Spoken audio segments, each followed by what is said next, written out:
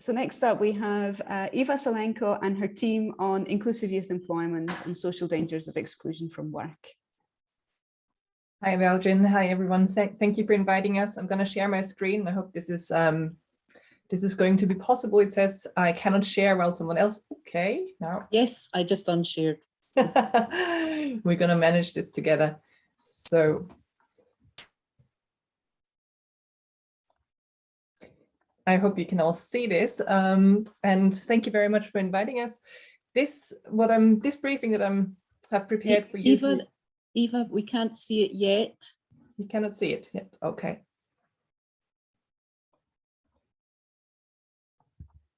This is interesting.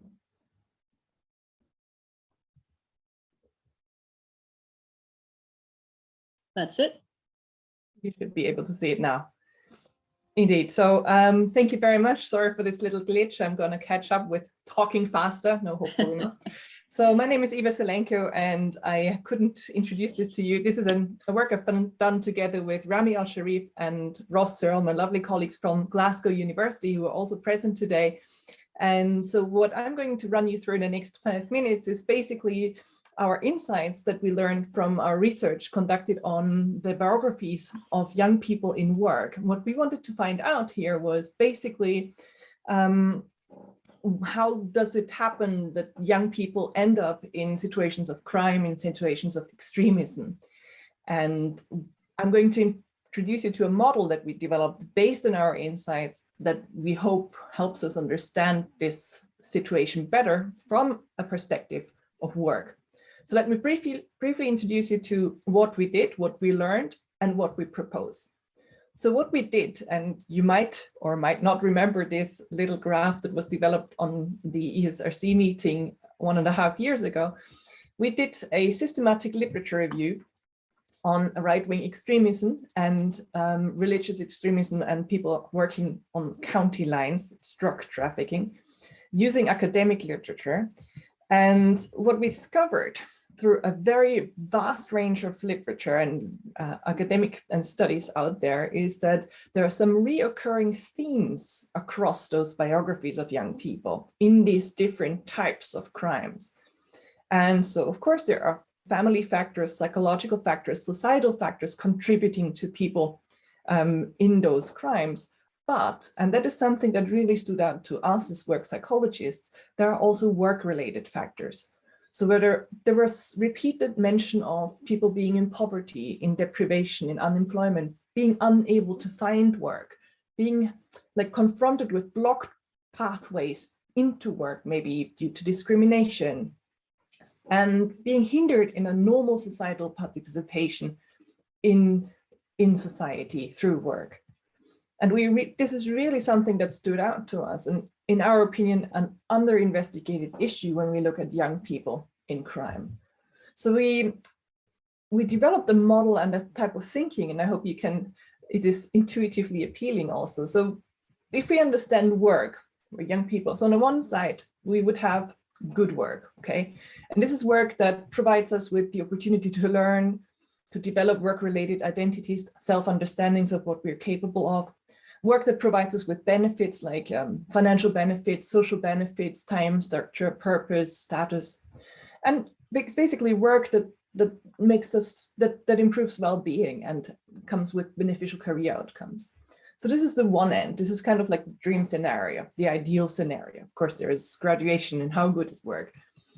But then there's also the situation of no work or very bad work. And that was the situation that many of those people that we looked at found themselves in initially. So this is basically a situation where people are unemployed, they're deprived of financial benefits, but also of the social benefits of work. They're unable to learn who they are, who they want to be. And then there are health and well-being issues resulting from that. So and finally, so kind of like on the opposite end of the spectrum, so we have good work, we have no work, and then we have crime work. And interestingly, with crime work, yes, there is also some opportunity to develop identity through crime work, to show, to learn who you are and what you can do. Yes, there is also opportunity to gain financially and to find time, structure, purpose, and meaning in these kind of activities. But the problem here is it's not unsustainable. And of course, as we all know, crime work is very unsustainable, very risky, and it comes with high risks to your own life, to the life of others. 1 minute, Eva. So it's not, the question is, where does this all lead? So we're understanding illegal activities basically as a type of work. On the one hand, we could say there is good work belonging to society and well-being, leading to belonging to society and well-being, providing us with identity. And then there's illegal activities, which kind of fulfill similar functions. And these two things are on a spectrum. So we have good work on the one hand and illegal activities on the other. And both of them can provide identity, but it's only through good work that actually people can achieve well-being and belonging to society. So the question for us is, we need to offer good work to prevent young people from seeing illegal activities as viable alternatives to the benefits of work, sources of identity and belonging. So basically, we need to look at the work functions of crime in a way, and we need to see, why do people not get them from other work activities? Perhaps there are no other work activities because those work activities don't exist or because they're not good enough. So that is what our paper is about. It's a way of thinking about crime from a work angle. Thank you very much, and I hope you stay in touch. This is our contact addresses and emails. Thank you. Thank you very much, Eva. Our next speaker is Beth Suttill from University of Lancaster, and I will be putting up, if I can manage, Beth's policy brief. So this is a first glimpse of one of the policy briefs that will be uploaded to the EVOP Impact Incubator after the event. Should I make it a full page, Beth? Does that? Yeah, that's probably best. This is always a I know challenge, people isn't might it? not be able to read it, but I'm talking to it, so it should be fine. Sorry. No problem. I'll start talking anyway, just so we keep to time. So hello, my name's Beth Suttill, and I currently work at Lancaster University. I apologise for the very empty office that you can see behind me. I was on a series of temporary contracts, so I don't have lots of stuff at this point in time. So this policy brief is based on research I did for my PhD, which looked at, the broader project looked at self-identities of young people who are not in education, employment or training. And as part of that, I was concerned about how the young unemployed and neat young people are stereotyped. And so I wanted to talk to the young people themselves and hear about their experiences of education, of employment, of training, and just more broadly of how it is to be unemployed and their experiences of it. So I worked with 27 young people.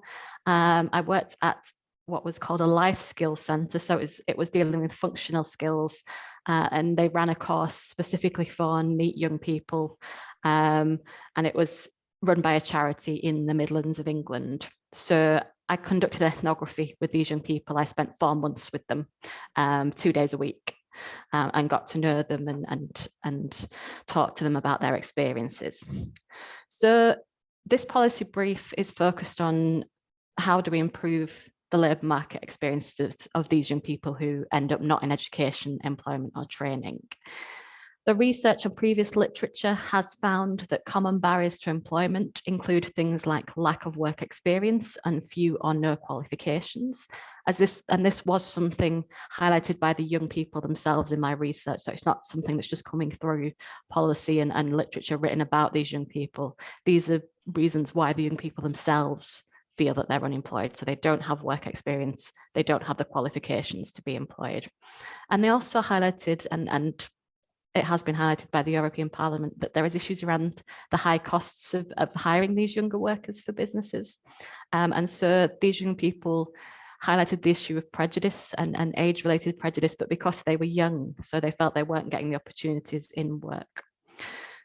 The issue with looking at neat young people and the young unemployed is that the problem of unemployment is often individualized. So it's seen as a problem with these young people themselves.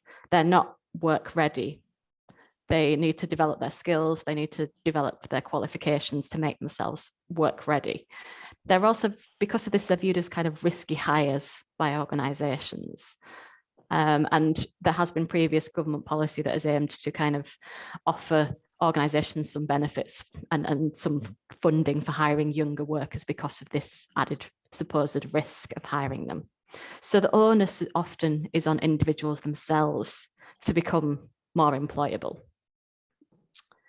And I did this research on one type of provision that aims to enhance the employability of these young people. And what has been found through my study and also through other studies is that often these courses, these little training schemes that aim to enhance employability, they do often do little in moving people towards meaningful employment. So what I found, and as again, it's been highlighted in other studies, is evidence of churn. So young people moving between periods of being unemployed and periods of training, and even churning between very, very similar training courses. So moving from one functional skills course to the next, because they were so focused on getting a qualification in English and maths. And they thought once they had that, they would be employable, they would be able to get a job. So there was evidence of this churn and young people becoming frustrated because of this churn between different programs. 1 minute, Beth. Yes, thank you.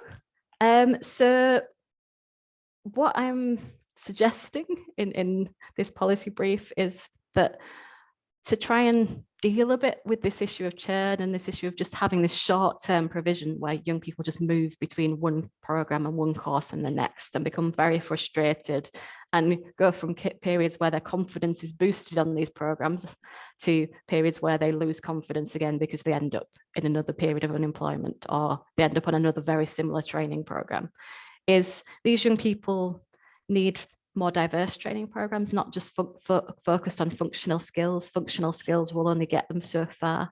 They need programs with clearer progression opportunities. And a lot of these people have other problems and issues going on beyond their NEET status, beyond the fact they're not in education or employment. So some kind of individualized longer term support would be really useful, such as mentoring or coaching schemes.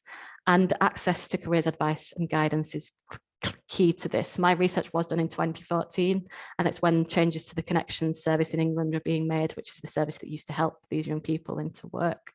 Careers advice and guidance was pushed into schools, and schools weren't necessarily given any extra resources or funding to deal with this. Okay, thank you very much.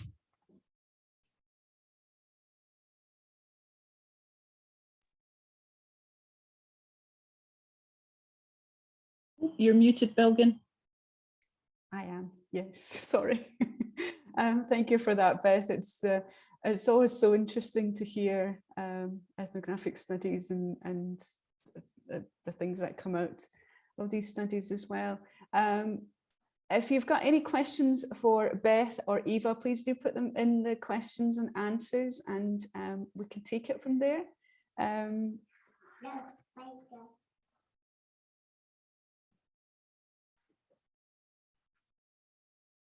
And in the meantime, we've got one question from David Imber for the previous talk. I think, Dora, it's for you and me, on is there counter factual evidence that shows how the COVID period has changed just these results? I'm not really sure. I think that's what we're hoping to find out with our subsequent waves in our surveys, and also by looking at the 2021 cohort. And perhaps we will see different patterns and different vulnerabilities coming out. But looking at the 2020 cohort 1 year on is going to show a distinctly different pattern. I'm not sure if that's answering the specific question. Mm-hmm.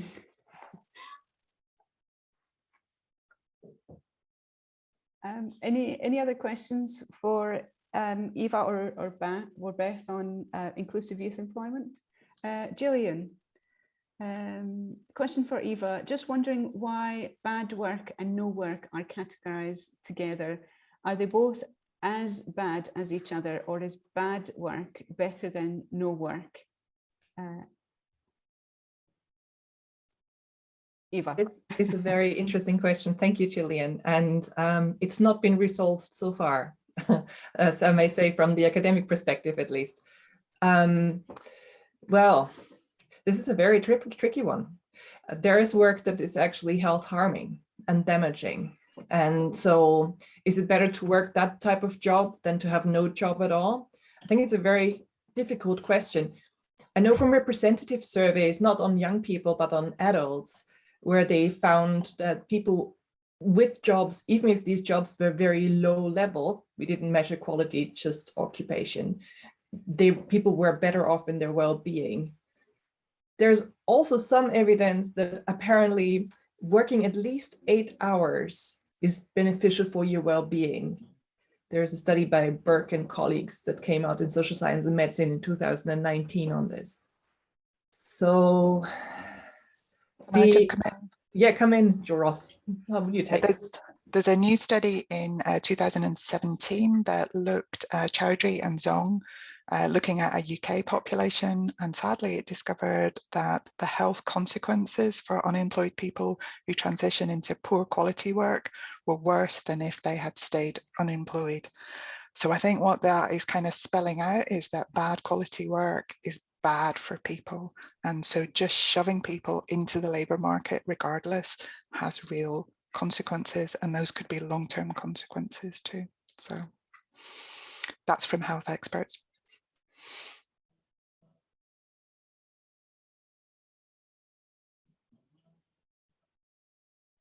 And I think a similar conclusion is drawn by Jose when we come to overqualification towards the latter end of the policy briefs as well.